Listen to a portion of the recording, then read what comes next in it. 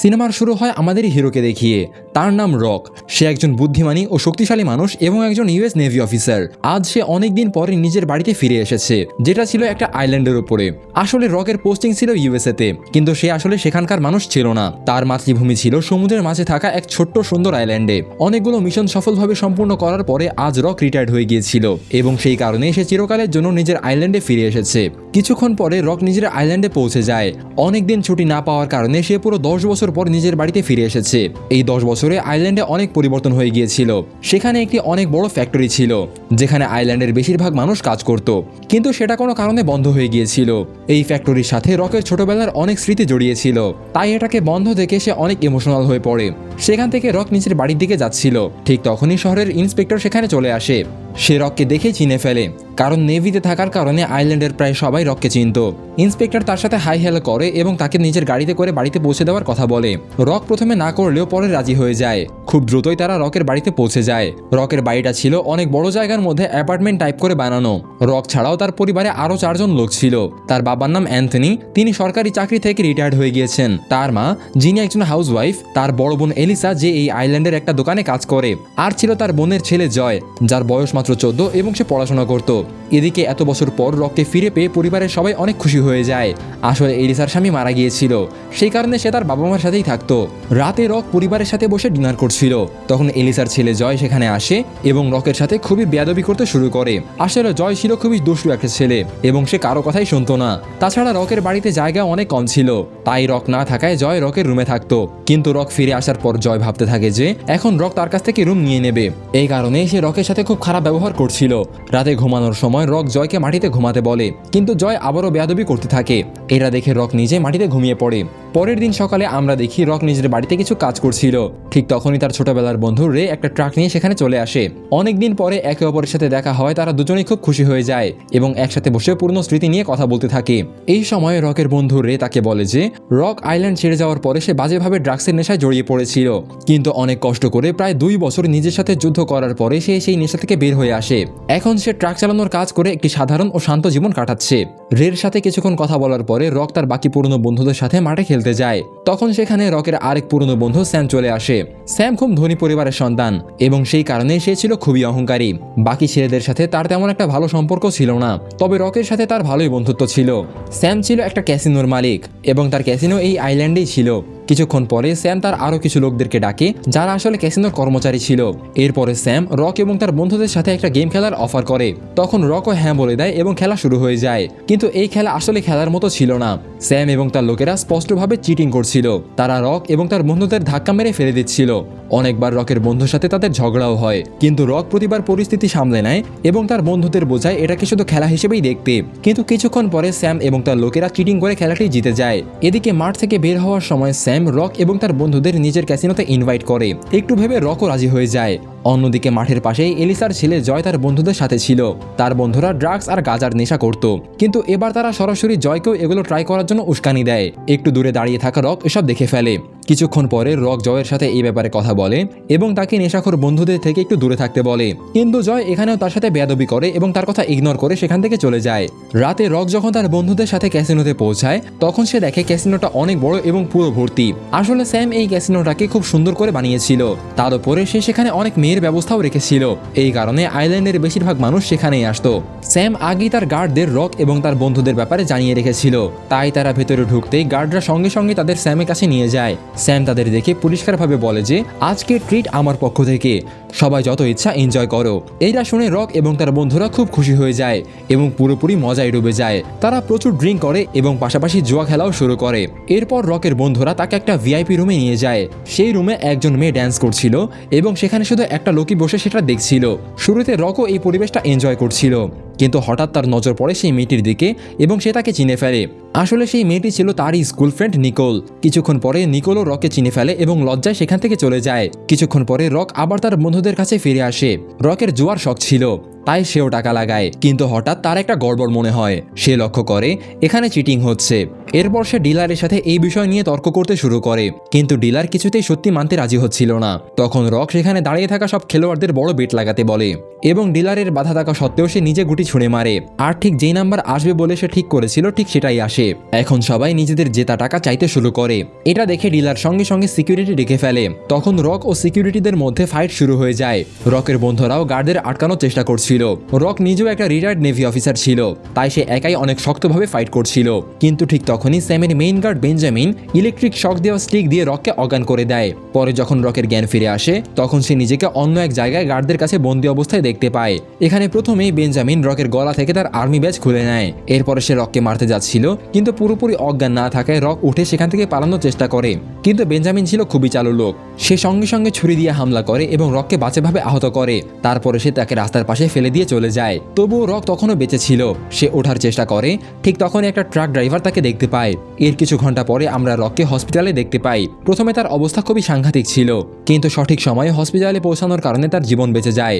এদিকে ইন্সপেক্টর রকের বাবা মা এবং ডক্টরের কাছে জিজ্ঞাসাবাদ করছিল, কিন্তু তার কথা বলার ধরন দেখে বোঝা যাচ্ছিল যে সে আসলে অপরাধী ধরার বদলে রককে ফাঁসানোর চেষ্টা করছে। আসলে সে ইন্সপেক্টর ভেতরে ভেতরে স্যামের সাথে হাত মিলিয়েছিল। পরবর্তী কয়েকদিনের মধ্যে রক সুস্থ হতে শুরু করে এবং সে নিজের বাড়িতে ফিরে যায়। আর এই বেড রেস্টের দিনগুলোতে জয়ের সাথে তার খুব ভালো একটা বন্ধুত্ব হয়ে যায়। অনেকদিন পরে এখন রক পুরোপুরি সুস্থ হয়ে গিয়েছিল।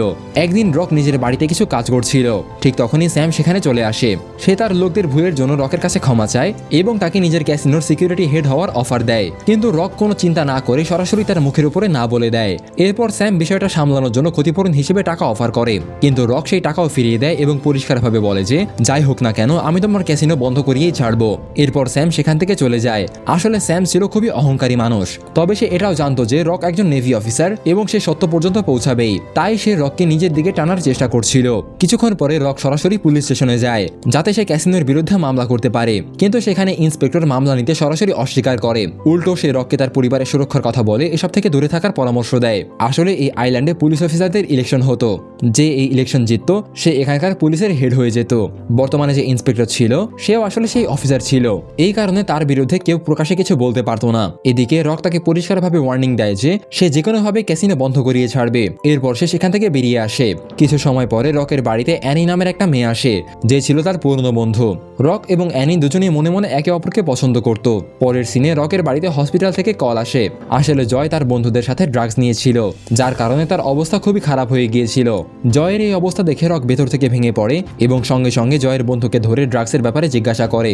ভয়ে সেই ছেলেটা সত্য বলে দেয় এবং সরাসরি স্যামের ক্যাসিনোর নাম বলে দেয়।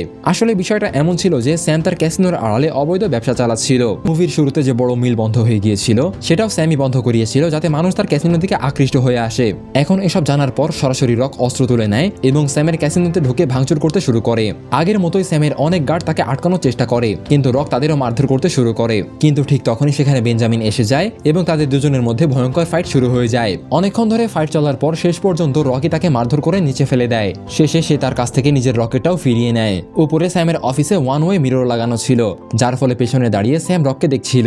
কিন্তু রক সেই আয়না ভেঙে ফেলে। তখন স্যাম শুধু একটা লাইনে বলে যে এখন থেকে তোমার সাথে আমার আর কোনো বন্ধুত্বপূর্ণ সম্পর্ক নেই। কিছুক্ষণ পরে রক সেখান থেকে বের হয়ে নিজের বাড়ির দিকে যাচ্ছিল।